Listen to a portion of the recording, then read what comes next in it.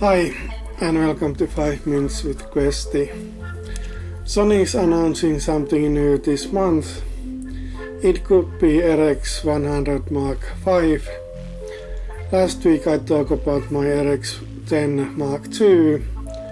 Because of these two things I thought I could talk about my RX100 Mark III this week and give a little bit wish list what I want from Mark V.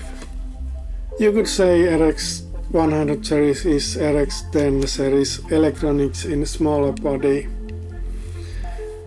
Sensor size is still 1 inch, which is big compared to mobile phones or cheap point and shoot cameras, but small compared to full frame cameras or APS-C sized cameras. Smaller sensor size allows to make smaller bodies, and that's why this series makes sense.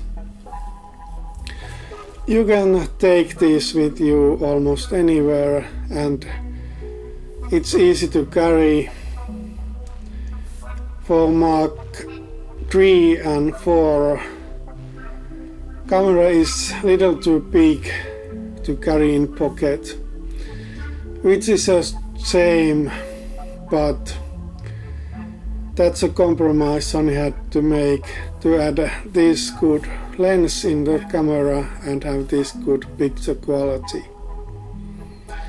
And many photographers are happy to have this compromise. I wondered why serious photographers like this camera so much and didn't like RX10 that much. I think one big reason is the lens. I compared my RX100 and my RX10, and the main difference I can say about picture quality comes from the lens. This has much better lens.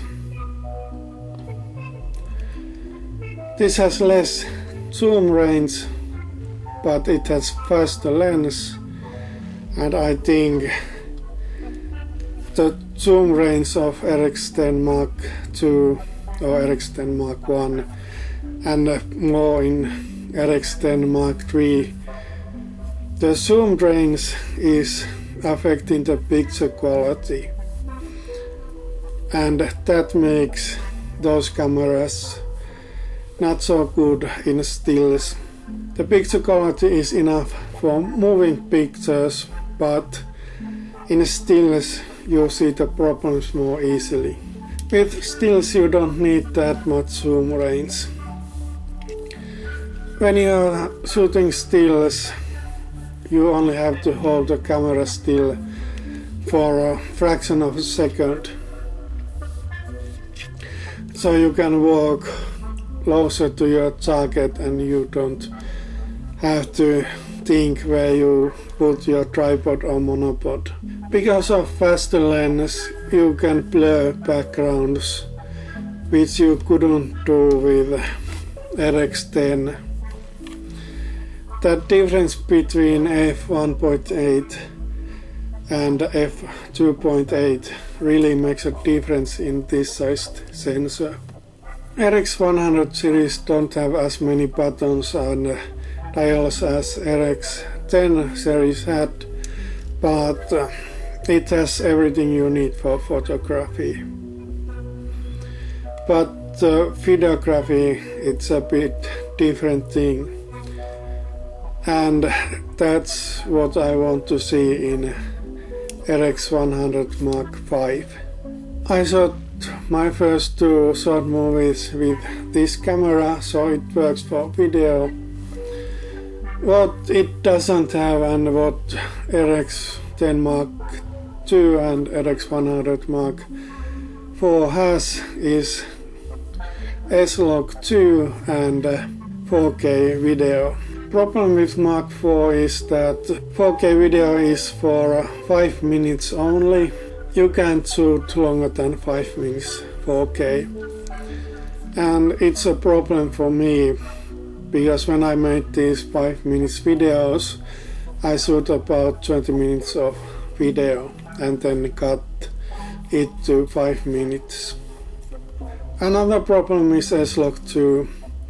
If I'm correct, Mark IV has minimum ISO of 1600 when shooting S-Log2. That's okay when you are shooting indoors, but when you are shooting outdoors on sunny day, that's just unworkable for videos. Yes, Mark IV has built-in ND filter, but it's not enough if you want shutter speed around 50th of the second and use S-Log2 where minimum ISO is around 1600. What I want for Mark V is to have S-Log2 and S-Log3 and both have ISO 800 minimum or less. I'd rather have something like ISO 400 or ISO 100 minimum for S-Log2 and S-Log3. There might be technical reason why it has to go so high. Because these cameras don't have filtering, you have to have a lower ISO for video. Or then the other option is to have filtering, and you can use the filter that you want, and then you can get the exposure times that you want. Next thing in my wish list is to have a bigger sensor. This is already too big to carry in your pocket all the time. So making camera a little bit bigger to have a bigger lens doesn't cross that many borders anymore. Of course, camera can't be too big, then you can't carry it as easily, and the point of having RX100 instead of A6000 or A6300 is lost. That was it for this time. See you next time.